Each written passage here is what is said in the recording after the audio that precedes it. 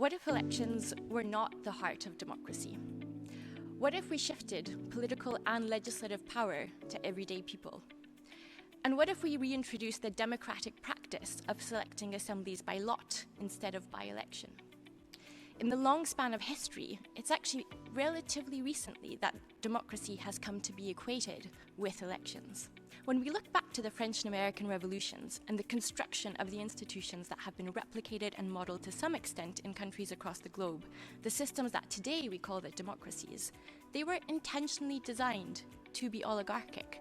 The word democracy was never used to describe them. Just because something is more democratic doesn't make it our ideal democracy.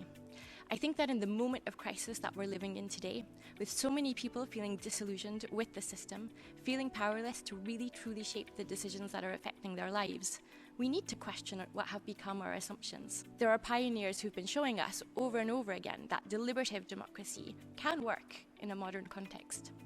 In these assemblies, everyday people are selected by lottery, proving time and time again that we are able to come together across diversity, to grapple with complexity, to listen to one another, and to decide together.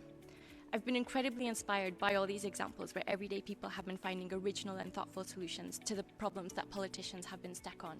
Our choices are not limited to looking for another saviour of our broken electoral politics, or being tempted by the siren call of autocracy and its false promise of easy solutions. We can shift political and legislative power towards citizens' assemblies.